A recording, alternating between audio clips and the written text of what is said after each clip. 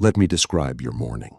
Your alarm goes off. You try to sleep 5 more minutes. Your cat sits on your face. You get up. You go to the kitchen. You feed the cat before you feed yourself. You sit down. The cat wants to sit exactly where you are sitting. You move. The cat stares at you while you eat, like you are doing something wrong. You have a meeting in 10 minutes.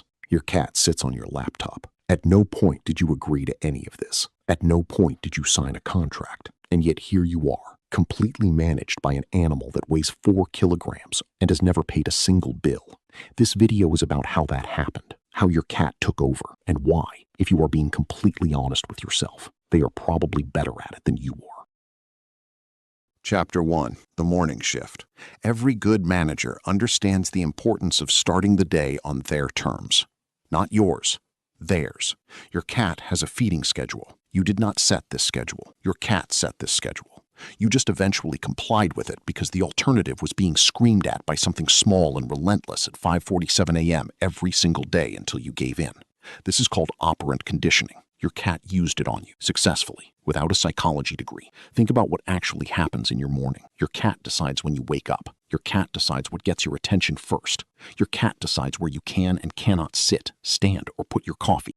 The chair situation deserves its own conversation. You have a favorite chair. You have sat in this chair hundreds of times. Your cat knows this, and on the days when your cat wants to assert dominance, which is most days, they get there first. They sit in the exact center of it. They look at you. They do not move. And what do? You sit somewhere else. You, the person who bought the chair, who lives in the house, who pays for everything. You find alternative seating because it is easier than the conflict, because your cat has trained you to understand that the conflict is never worth it. Your cat did not take over your morning. You handed it over, gradually, one small compromise at a time. The laptop. Of all the places in your entire home, of all the surfaces, all the warm spots, all the comfortable corners, your cat wants the laptop. Specifically, urgently, the moment you open it. This is not a coincidence, and it is not because the laptop is warm, although it is. The real reason is something far more specifically insulting. Your cat has identified the laptop as the thing that takes your attention away from them. The moment you open it, you stop looking at them. You stop being available. You enter a state of focus that excludes them. And your cat, who has decided that your attention belongs to them, finds this unacceptable. So they fix it by sitting on the thing causing the problem. This is not stupidity. This is targeted problem solving. Your cat diagnosed the issue. The laptop is stealing their human and implemented a direct solution. The laptop is now inaccessible. Problem solved. Meeting canceled. You are available again. The video call walk across is its own category of power move. Your cat does not walk across your keyboard by accident. They have seen you sitting in front of this screen many times. They know the screen shows other humans, and they have learned, through repeated experience, that walking across the keyboard during these moments produces the most dramatic human reaction available. You scramble. You apologize to your colleagues. You try to type with one hand while removing the cat with the other. Your colleagues laugh. Your cat walks off the keyboard slowly, tail raised, completely unbothered. Chapter 3. The Performance Review. Every boss gives performance reviews. Your cat gives them constantly, silently, with their eyes. You know the stare. You are doing something. Eating, working, watching something, just existing. And you become aware that you are being watched. You look over. Your cat is sitting completely still, staring at you with an expression that communicates, without words, that you are somehow doing it wrong. Not doing anything wrong specifically, just wrong. In general, as a concept, this stare has a function. It is your cat monitoring their environment, which includes you for anything that requires their intervention. You are part of the environment that needs to be checked regularly, and the checking has a specific energy to it that every cat owner recognizes immediately. You feel judged. You feel assessed. You feel like you should be doing something differently, but you do not know what. This is exactly the feeling a well-managed employee has during a performance review with a boss who has extremely high standards and very limited verbal communication skills. The dismissive look away is the worst part. Your cat stares at you. You make eye contact. You try to connect.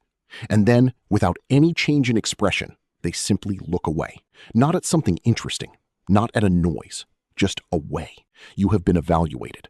The results were not impressive. The meeting is over. Chapter 4.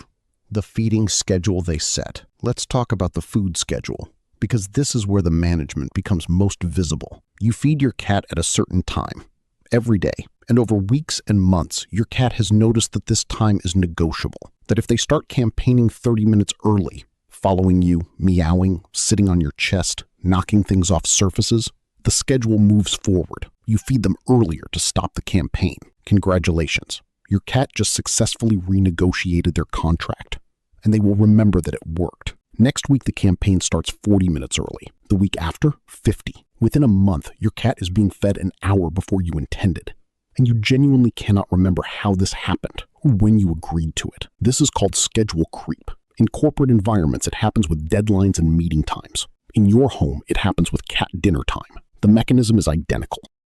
The supervision during food preparation is the other half of this. Your cat watches you prepare their food with an intensity they apply to nothing else in their day. They are not just hungry, they are quality controlling.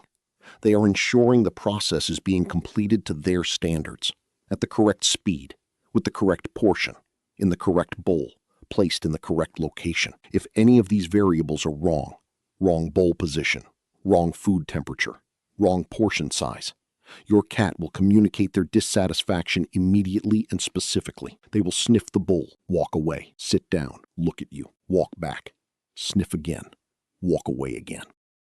Chapter 5. The affection schedule they control. Here is the most sophisticated management technique your cat uses, and the one that keeps you most thoroughly under their control.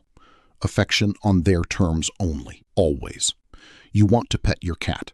You reach for them. They move just out of reach. Not far, just enough. You shift. They shift. You try again.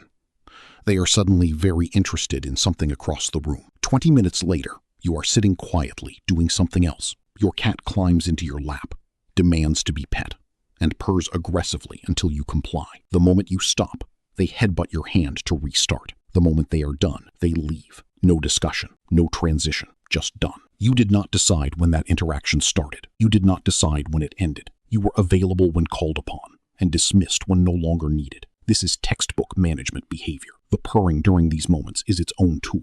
Cat purring activates specific neurological responses in humans, lowering heart rate, reducing cortisol, producing a mild feeling of calm and well-being. Your cat is essentially sedating you with sound during affection sessions to ensure you remain still and compliant for the duration.